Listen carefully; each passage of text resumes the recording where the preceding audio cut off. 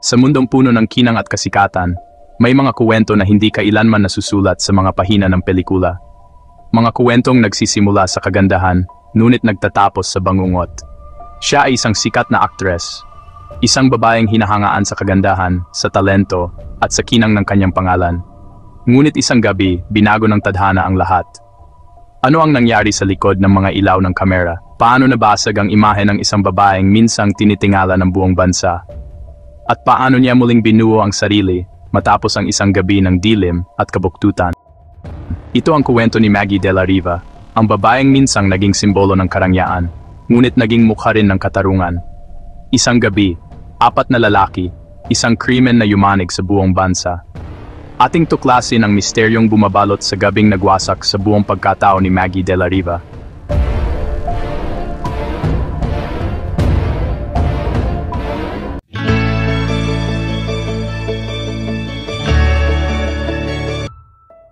Bago siya naging simbolo ng lakas at katapangan, si Maggie de la Riva ay isang simpleng dalagang may pangarap, isang batang lumaki sa gitna ng kultura, sining at disiplina.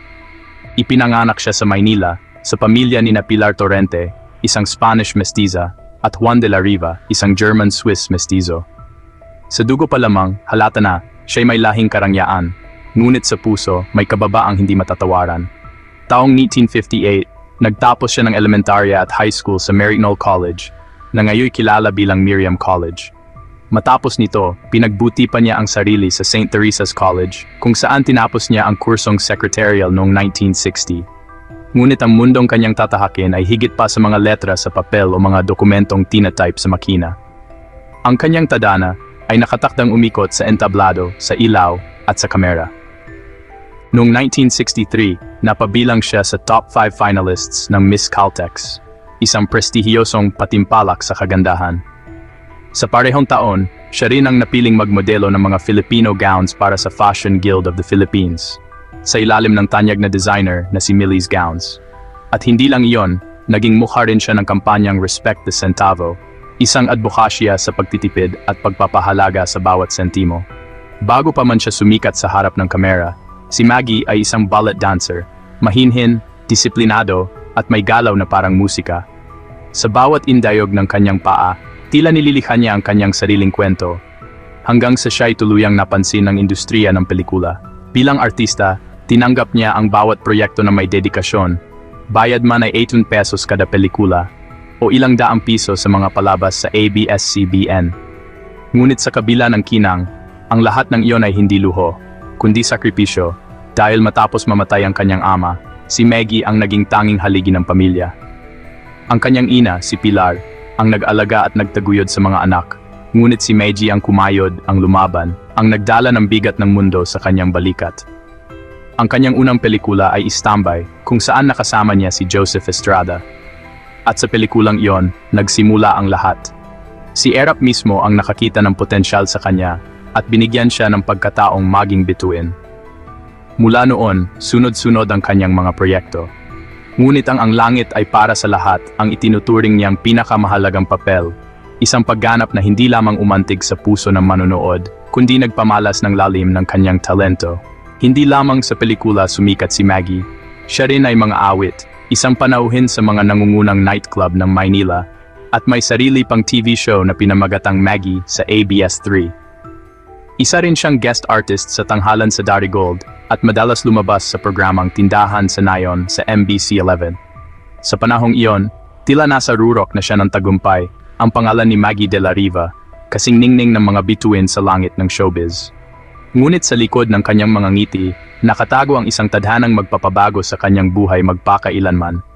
Isang gabi ng Hunyo, taong 1967, ang gabi na babaliktarin ang kanyang mundo. Ang gabing iyon, hindi niya kailanman malilimutan. Hunyo 26, 1967. Isang karaniwang gabi sa Maynila, pero para kay Maggie de la Riva, ito ang gabing babaliktarin ng tadhana ang lahat. Habang ang lungsod ay natutulog, 4 na lalaki ang nagbabalak ng isang bagay na hindi kailanman mapapatawad ng kasaysayan. Sa bahay ni Jamie Jose, dumating sina Rogelio Cañal at Edgardo Aquino. Humihiram sila ng pulang Pontiac convertible. Una, tumanggi si Jose. Ngunit ilang saglit lang, pumayag din, basta't makakasama siya. At doon nagsimula ang lahat. Ang tatlo ay nagtungo sa isang kilalang nightclub. Naginuman, nagtawanan, at nagkayabang sa harap ng mga ilaw ng lungsod. Doon nila nakilala si Basilio Pineda Jr., isang lalaking lasing sa bisyo at sa pagkahumaling sa isang babae kay Maggie de la Riva. Sa gitna ng usapan, ipinahayag ni Pineda ang kanyang pag-ibig kay Maggie, isang pagkahumaling na mala-obsesyon. Ibinunyag din niya na alam niya kung saan ito nagtatrabaho at kung anong oras matatapos ang tapping sa ABS-CBN studio. Maya-may nagpasya ang apat. Sumakay sila sa pulang Pontiac. Si Pineda ang nagmaneho. Eksaktong 4:30 ng madaling araw, dumating sila sa harap ng ABS studio, sakto sa oras na natapos ni Maggie ang kanyang huling recording. Sa labas, tahimik. Sa loob ng sasakyan ni Maggie, may pagod ngunit may saya. Kasama niya ang kanyang assistant, si Helen Calderon, pauwi sa kanilang tahanan sa New Manila. Hindi niya alam, may 4 na kaluluwang gutom sa kasamaan na sumusunod sa kanya sa dilim. Paglapit sa kanilang bahay, biglang bumusina ng malakas ang Pontiac. Nagulat si Maggie, pinaharurot niya ang sasakyan para umiwas. Ngunit sa gitna ng takot, sumalpok ang kanyang kotse sa isang poste. Mabilis niyang ibinaba ang bintana at sumigaw ng babala. Ngunit sa halip na tumigil, sinilawan siya ng matinding ilaw mula sa Pontiac. At bago pa siya makakilos, isang lalaki ang bumaba, hinablot ang kanyang braso, at pilit siyang kinaladkad papunta sa pulang sasakyan. Si Helen, ang kanyang katulong, ay sumubok na iligtas siya. Ngunit tinulak palayo. At sa isang iglap, ang kinang ng isang artista ay napalitan ng sigaw ng takot. Sa likod ng Pontiac, pinigilan siya ng 3 lalaki. Hinawakan ng kanyang mga kamay ang kanyang leeg. Habang ang mga bulong sa kanyang tenga ay naging mga salitang puno ng kalaswaan at diyang pagnanasa. Habang si Pineda, ang lalaking minsang nagsabing mahal niya si Maggie, ay tahimik na nagmamaneho, palayo sa liwanag, papunta sa kadiliman. Habang nakatali sa takot, nagmakaawa si Maggie. "Maawa kayo, may pamilya akong umaasa sa akin," sabi niya. Ngunit si Edgardo Aquino, nakangisi, sumagot, "Mas mabuti nga, patay na ang tatay mo, walang maghihiganti." Ang sasakyan ay huminto sa Pasay City sa harap ng isang luma at madilim na gusali, ang Swanky Hotel, isang mumurahing motel na pagmamay-ari umano ni Pineda. Nilagyan nila ng blindfold si Maggie habang inihahatid papasok. Habang tinutulak siya paakyat, binantaan siya, "Kapag pumalag ka, ibubuhos namin ang asido sa mukha mo." Sa loob ng silid, isinara ang pinto, tinanggal nila ang piring sa kanyang mga mata, at doon nagsimula ang impyerno. Inutusan siyang sumayaw, magtanggal ng damit. Habang nakatingin ang 4, tinatawanan siya, habang unti-unting nawawala ang dignidad ng isang babae. Ngunit nang mapagod sila sa panood, ang mga demonyo ay tuluyang lumabas. Si Jamie Jose, ang unang gumalaw sa kanya. Sumunod si Edgardo Aquino, si Basilio Pineda, at huli, si Rogelio Canal. Habang nangyayari ang lahat, nawala ng malay si Maggie. Ang tanging naririnig niya, ang mga halakak ng mga taong itinuring siyang laruan. Pagkatapos ng lahat, pinihisan nila siya muli. Dinala sa isang eskinita sa Quiapo, malapit sa dating Philippines Free Press Building. Bago siya pakawalan, pinalaan siya ng 4. "Kapag nagsumbong ka, hahanapin ka namin."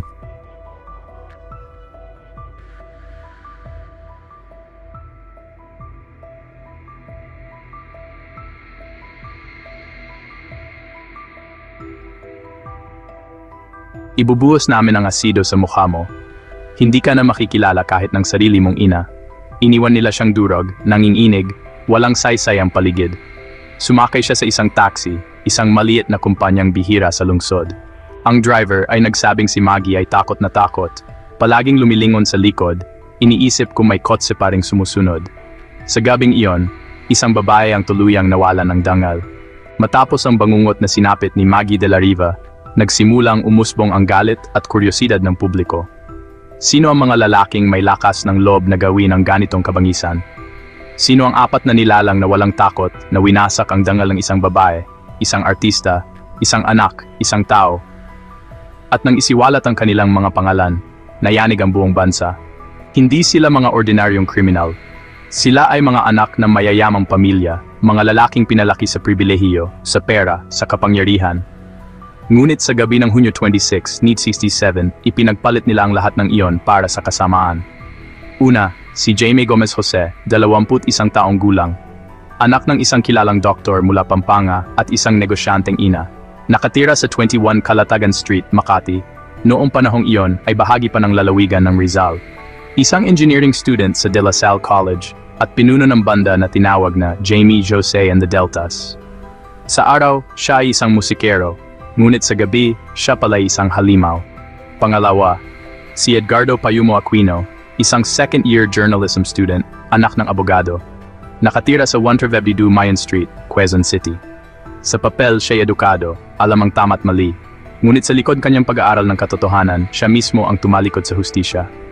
Pangatlo, si Basilio Pineda Jr., anak ng isang dating hepe ng pulisya ng Makati at Pasay.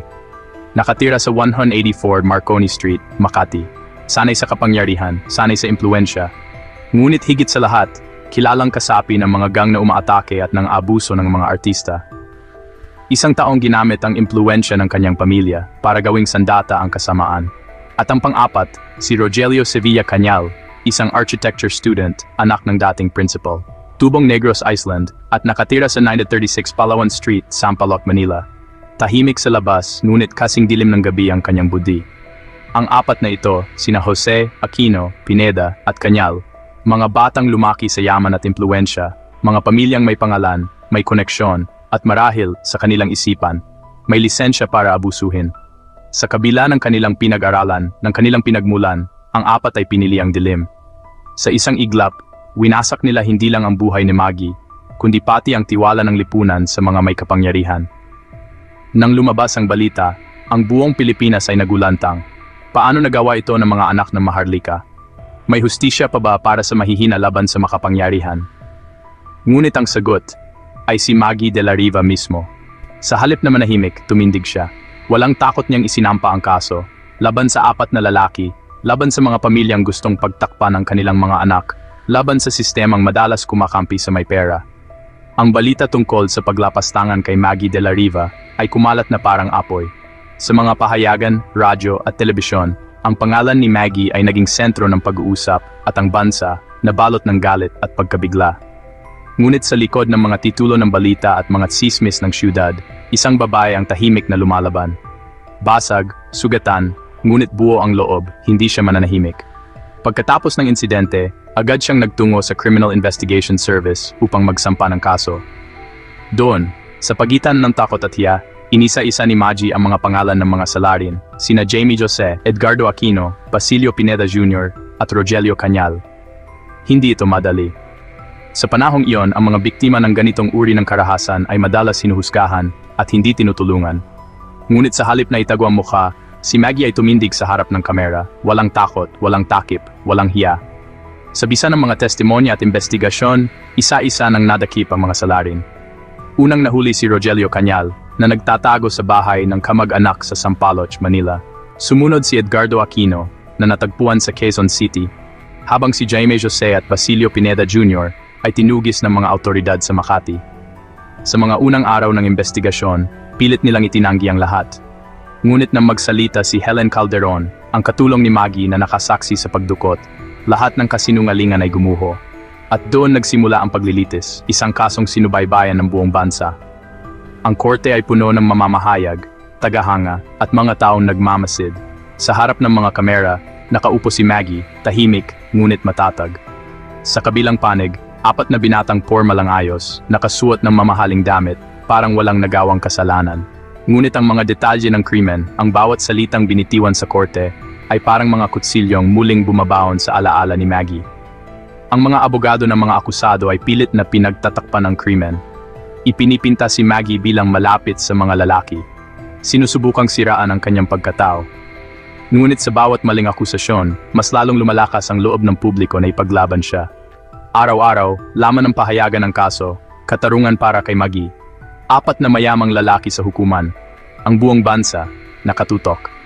At sa tagal ng paglilitis, isa-isa nang lumabas ang katotohanan, ang kwento ng pagdukot, ang pagbitbit sa Swanky Hotel, ang marahas na paglapastangan, at ang mga pagbabanta matapos ang krimen. Ang mga ebidensya ay malinaw, ang mga testimonya ay matibay, at ang bayan naghihintay ng katarungan. 1972. Matapos ang mahigit 5 taon ng paglilitis, bumaba ang hatol mula sa Korte Suprema. Ang apat na lalaki, Jamie Jose, Edgardo Aquino, Basilio Pineda Jr., at Rogelio Cañal, ay hinatulang may sala. Ang parusa, kamatayan sa pamamagitan ng silya elektrika.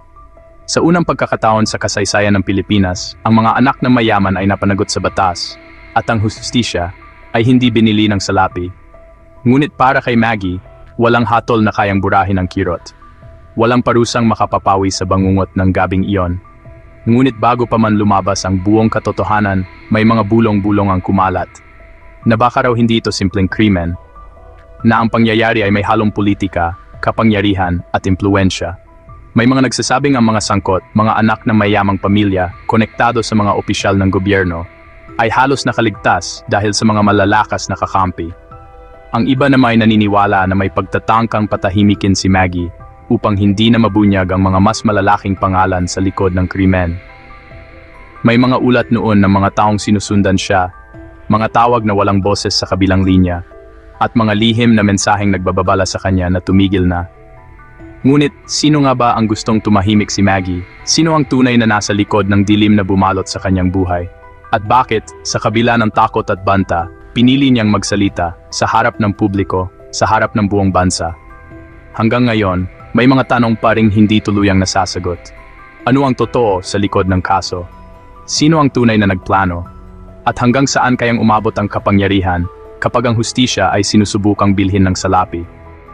Matapos ang mahabang paglilitis, matapos ang luha, galit, at mga taong nanindigan para sa hustisya, dumating din ang araw ng paghuhukom. Ang apat na lalaking minsang naghari-harian sa dilim ay hinatulan ng kamatayan sa pamamagitan ng silya elektrika. Noong Mayo 1772, sa loob ng New Bilibid Prison, naging saksi ang buong bansa sa isa sa pinakatanyag at pinaka-controversial na hatol sa kasaysayan ng Pilipinas. Ang apat na anak ng mayayamang pamilya, na minsang naglakad na mayabang sa mga kalye ng Makati, ay ngayon nakaupo sa malamig na silid, hinihintay ang huling segundo ng kanilang buhay. Habang papalapit ang araw ng kanilang huling sandali, paulit-ulit silang humingi ng patawad. Ayon sa mga ulat, sila ay nagdasal, ngunit huli na ang lahat. Ang hustisya ay kumakatok, at ito'y hindi na maiwasan. Sa araw ng paghuhukom, matapos ang ilang segundo, tapos na ang lahat. Ang apat na lalaking minsang umabuso sa kapangyarihan ay ngayon, abo na lamang at bahagi na ng kasaysayan. At sa labas ng piitan, habang nagkakagulo ang mga mamamahayag, isang babayang tahimik na nagdasal. Walang galit sa kanyang mga mata, tanging pagod, at pag-asa na ang katarungan ay nagtagumpay. Matapos ang kasong yumanig sa bansa, si Maggie ay unti-unting nawala sa showbiz. Iniwan niya ang mga ilaw ng entablado, ang mga kamera at ang mga mikropono. Lumipad siya sa ibang bansa, sa Estados Unidos, upang makahanap ng panibagong simula, malayo sa mga alaala ng gabing halos pumatay sa kanyang pagkatao. Sa Amerika, tahimik siyang namuhay. Hindi na siya ang artista na dinudubog ng kamera, bagkus isang simpleng babae na naghahanap ng kapayapaan. Ngunit paminsan-minsan, lumilitaw siya sa mga panayam upang magbigay inspirasyon sa mga kababaihang biktima ng karahasan. Ayon sa ilang ulat, si Maggie ay nagpatuloy sa pagtulong sa mga organisasyong lumalaban sa pang-abuso. Ang kanyang kwento ay ginawang pelikula noong 1994, ang The Maggie de la Riva Story, God, Why Me?